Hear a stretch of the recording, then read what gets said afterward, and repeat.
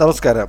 ജനസംഖ്യയിൽ ലോകത്തിൽ ചൈനയെ പിന്തള്ളി ഒന്നാം സ്ഥാനത്തെത്തിയ ഇന്ത്യ അതിനനുസരിച്ചുള്ള വിഭവശേഷി ഇല്ലാത്തതിനാൽ ബുദ്ധിമുട്ടുന്ന വേളയിലാണ് ഇപ്പോൾ ശ്രദ്ധേയമായ ഒരു പ്രസ്താവന വന്നിരിക്കുന്നത്.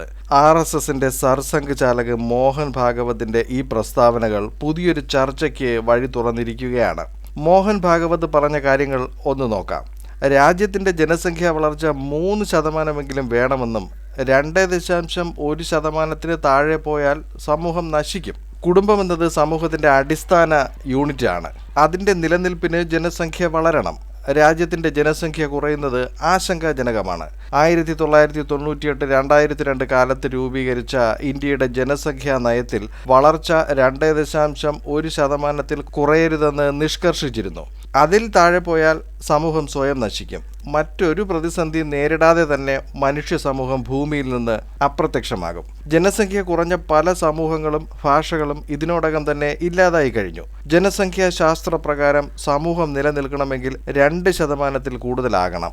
ഇതൊക്കെയാണ് മോഹൻ ഭാഗവതിന്റെ പ്രസ്താവനയിലുള്ളത്. നേരത്തെയും ഇതുപോലെ എല്ലാ സമുദായങ്ങൾക്കും ഒരുപോലെ ബാധകമായ ജനസംഖ്യാ നയം ഇന്ത്യക്ക് ആവശ്യമാണെന്ന് മോഹൻ ഭാഗവത് പറഞ്ഞിരുന്നു. വിവിധ സമുദായങ്ങൾ തമ്മിലും മതാടിസ്ഥാനത്തിലും തുല്യമായ ജനസംഖ്യാ സന്തുലനം വേണമെന്നും ഭഗവത് അഭിപ്രായപ്പെടുന്നു. ഇങ്ങനെ സംഭവിച്ചില്ലെങ്കിൽ ഭൂമിശാസ്ത്രപരമായ അതിരുകൾ മാറും. ജനസംഖ്യ വർദ്ധിക്കുന്നത് വലിയ ബാധ്യതയാകുമെങ്കിലും അത് വലിയ വിഭവശേഷി കൂടിയാണ്.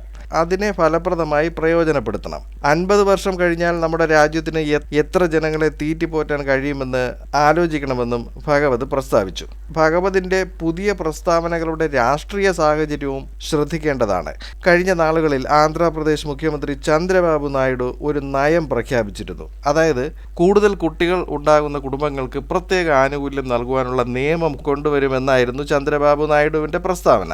എന്നാൽ പ്രധാനമന്ത്രി നരേന്ദ്രമോദി മുൻപ് ഒരു പ്രസംഗത്തിൽ ഇന്ത്യയിലെ ജനസംഖ്യാ വർധനവ് ഉണ്ടാക്കുന്ന വെല്ലുവിളികളെപ്പറ്റി സൂചിപ്പിച്ചിരുന്നു. 3 കുട്ടികൾ വീതമെങ്കിലും ഉള്ള കുടുംബങ്ങൾ വേണമെന്നാണ് ഭഗവത് ആവശ്യപ്പെടുന്നത്. എങ്കിൽ മാത്രമേ സമൂഹം നിലനിൽക്കുകയുള്ളൂ.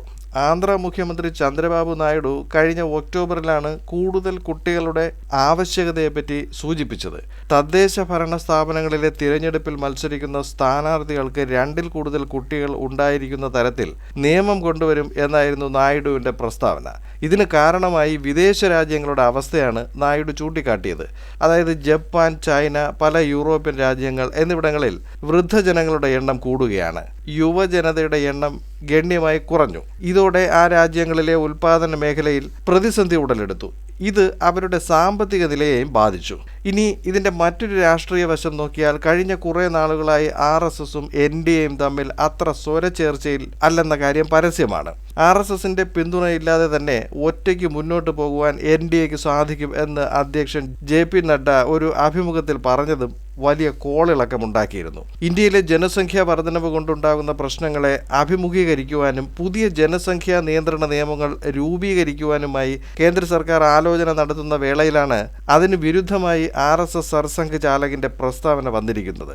ഇതിനുള്ളിൽ ഒളിഞ്ഞിരിക്കുന്ന വൈരുദ്ധ്യം ഈ അവസ്ഥയിൽ ഊഹിക്കാവുന്നതേയുള്ളൂ. ഇന്ത്യയിലെ ജനസംഖ്യാ വർധനവ് ഉണ്ടാകുന്ന പ്രശ്നങ്ങൾ വലുതാണെങ്കിലും വലിയൊരു മാനവ വിഭവശേഷി ഇവിടെ രൂപീകരിക്കപ്പെടുന്നതിനെ പറ്റിയും അത് രാജ്യവികസനത്തിൽ എങ്ങനെ പ്രയോജനപ്പെടുത്താം എന്നതിനെ പറ്റിയും ഒരു വീഡിയോ ഈ ചാനലിൽ മുൻപ് ചെയ്തിരുന്നു. അത് എൻ്റെ സ്ക്രീനിൽ കൊടുത്തിട്ടുണ്ട്, നിങ്ങൾ കാണുമെന്ന് വിശ്വസിക്കുന്നു. ഏതാണ്ട് അതേ അഭിപ്രായം മോഹൻ ഭാഗവതിൽ നിന്നും വന്നിരിക്കുകയാണ്. ജപ്പാനിൽ യുവാക്കൾ വിവാഹ ജീവിതത്തിൽ താല്പര്യമില്ലാത്തത് അവിടുത്തെ ജനന നിരക്ക് ഇടിക്കുകയും സർക്കാർ കൂടുതൽ പ്രോത്സാഹനങ്ങൾ, അതായത് വിവാഹം കഴിഞ്ഞ് കുഞ്ഞുങ്ങളുണ്ടായ നൽകുന്ന ആനുകൂല്യങ്ങളെപ്പറ്റിയും നിരവധി വാർത്തകൾ പുറത്തു വന്നിരുന്നു. കോവിഡിന് ശേഷം ദശലക്ഷക്കണക്കിന് മരണങ്ങൾ നടന്ന ചൈനയിലും ജനന നിരക്ക് കുറയുന്ന യൂറോപ്യൻ രാജ്യങ്ങളും അവരുടെ നിലനിൽപ്പ് ഭാവിയിൽ എങ്ങനെയാകും എന്നത് ഗൗരവമായി ചിന്തിക്കുകയാണ്. അത്തരം സാഹചര്യം ഇന്ത്യയിൽ ഉണ്ടാകില്ല എന്ന് കരുതുന്നുവെങ്കിലും കാലഘട്ടത്തിനനുസരിച്ച് വർദ്ധിക്കുന്ന തൊഴിലില്ലായ്മ, ഇവിടം വിട്ട് വിദേശ രാജ്യങ്ങളിൽ യുവജനത ചേക്കേറുന്നത്, ഇവയെല്ലാം വരും നാളുകളിൽ ഈ അവസ്ഥയെപ്പറ്റി കൂടുതൽ ചർച്ച നടക്കുമെന്ന കാര്യം ഉറപ്പാണ്. വിവാഹത്തിന് പകരം ലിവിങ് ടുഗദർ റിലേഷനും കുട്ടികൾ വേണ്ട എന്ന തീരുമാനവും ജനന നിരക്ക് കുറയ്ക്കുകയാണ്.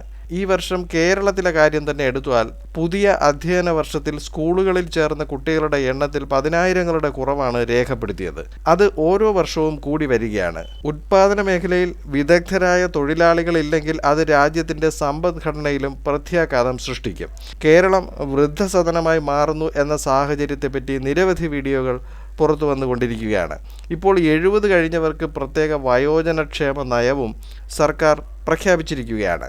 ഇതിനെക്കുറിച്ച് നിങ്ങൾക്കും വിലയേറിയ അഭിപ്രായമുണ്ടാകും എന്നറിയാം. അതെല്ലാം കമൻറ്റുകളായി രേഖപ്പെടുത്തും എന്ന് പ്രതീക്ഷിക്കുകയാണ്. മറ്റൊരു വീഡിയോയിൽ മറ്റൊരു വിഷയവുമായി വീണ്ടും കാണാം. ചാനൽ സബ്സ്ക്രൈബ് ചെയ്യുക. വീഡിയോയ്ക്ക് ലൈക്ക്, കമൻറ്റ്, ഷെയർ എന്നിവയൊക്കെ നൽകുക.